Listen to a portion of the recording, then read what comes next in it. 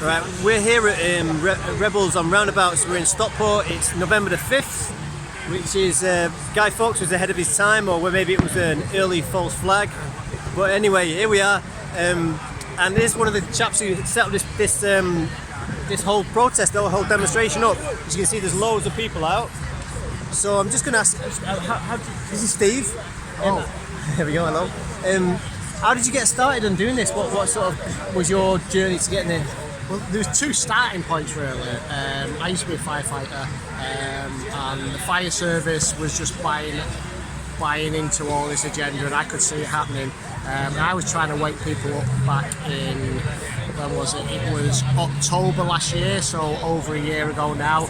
But I'm still working for the fire service, so I didn't want anybody to recognise me because I thought my job could be at risk. So I came in disguise. I dressed up as in a Scooby-Doo costume. I had two big banners, double-sided, so there's 4 messages.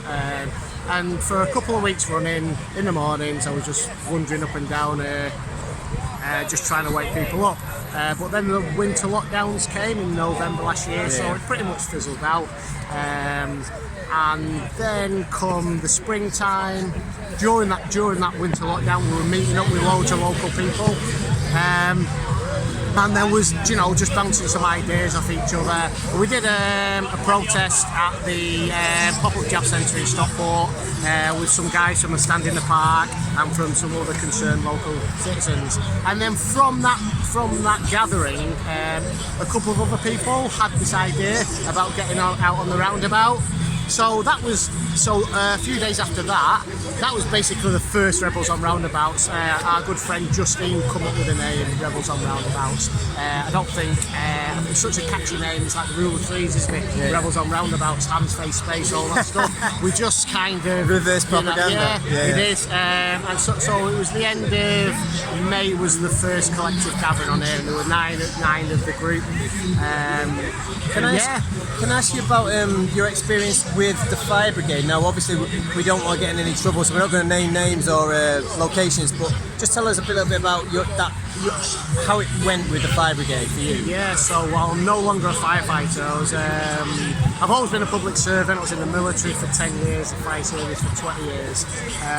So I was coming up to the end of my time, been putting away my pension. I had a few years to go. And then they started to mandate the wearing of face masks, and I thought, I'm not going to wear a face mask while I'm driving a fire engine for fake reasons, because the public generally look up to firefighters, and if they think, oh, the firefighters are wearing them, then we must be doing it, and I'm not going to be used, in their propaganda campaign, so I refused to wear a face mask. So that obviously got me into a little bit of trouble. And what actually happened was they mandated it. They knew that I wasn't going to wear one. We got an emergency call, so this was a call to a fire. I jumped in the front of the fire engine, ready to drive off. And the boss of my shift come up to me without getting in the passenger seat. He said, put a face mask on, and I said, I'm not going to do it. I've told you that. There's nothing that you can do to make me do it. So I said, jump on, we've got to go and answer this fire. We've got to go and respond to this fire.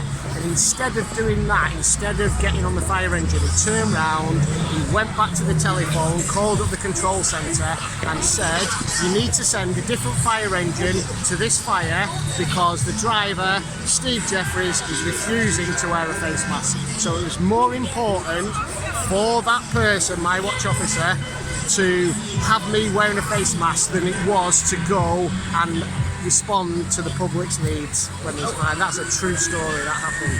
And where were they getting the other fire engine from? Well, I'm not sure where they said, but it wasn't from the same. It wasn't from our. No, it would have been from another fire So station. they were delaying turning up. Yeah, exactly that. Yeah. Like I say, I'm not going to name any names. I'm going to say, what fire station was or that, but that was a true story. And then subsequently, do you want to talk about what happened to you after that with the fire brigade? So basically they said, right, in fact, there's a fire engine passing over there. I probably know him. So basically, they said, right, well, we're going to send the big bosses down to have a word with you. So it was towards the end of the shift. It was like 6:30, and we were going to go off duty at 7. So by the time 7 o'clock come, the big bosses hadn't come down to tell me off. So I went home at the end of the day shift. I was back the next night for a night shift at 7 o'clock.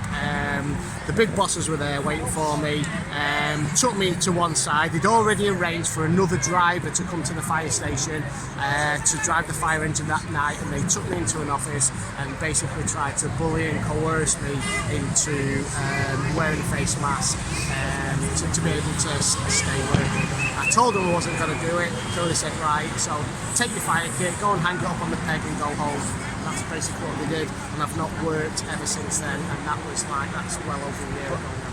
You mentioned something, I don't know if they tried to force you to do certain assessments? Oh yeah, of course, yeah. So I said I was exempt from wearing it, and they said, right, well, you need to speak to the brigade doctor. Spoke to the brigade doctor, just told them, you know, how I felt about it, and she actually advised me to book sick. So I booked sick, just, you know, because I was pretty stressed out. And what they did, they arranged for me to see a psychologist. Is psychologist, psychiatrist? You know, it's the one that's, you know, check if you're literally mentally unstable. So I had this, it's a psychiatric assessment via a Zoom call or a Microsoft Teams call. What? Literally that, yeah. And I was telling him why I wouldn't, you know, I wasn't prepared to do it. And I got diagnosed with overvalued ideas regarding COVID-19, and then they give a prognosis. They said if he continues to have speaking therapy, so they arranged for me to see a counsellor, so if I continue to have speaking therapy and took medication, I would eventually comply with their mandate. And here I am, well over a year later, out of the fire service because I did not comply with their mandate. And you took a few financial hits to do that, right? Massively, yeah. So, as I say, I was three years out from... I've been putting into a pension since I was 17 years old. I was 3 years away from getting a full pension.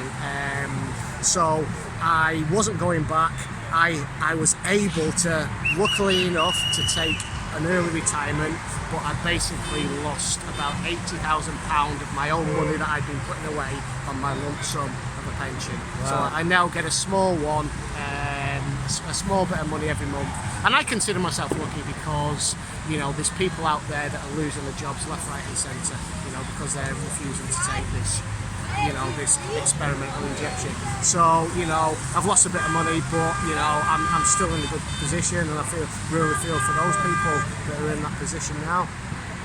Well, thanks very much for what you're doing, and you're now pretty much fully dedicated to... Pretty much a full-time freedom fighter, you know. I would just want to say, like, what we've got going here, this is probably one of the biggest lawful assemblies that we have every Friday night, probably one of the biggest in the UK here at Portwood Roundabout, and it couldn't have happened if it wasn't for the collective efforts of many, many good people. You just got to look around and see all the hard work they do, and, you know, we can't thank them enough. And our work is done now because people are doing this up and down the country. There's no stopping it. Small independent movements and gatherings, people that can work independently but working collectively together when we need to, is the way that we win this war.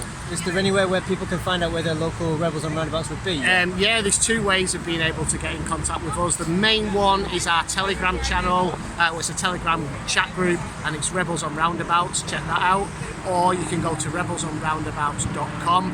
There's a link to the Telegram chat group there. There's a list of the roundabouts. There's loads of videos on there, what we've done. Oracle Films come and did a great short documentary of us, so check that out. Check on the video page. There's lots of little videos and stuff we've done. There's a links page as well with information to fantastic resources where you can find everything you need to know, which blows the official narrative out of the water. So check us out on rebelsonroundabouts.com. Brilliant. Thank you very much. Excellent. Excellent. Thank you, guys.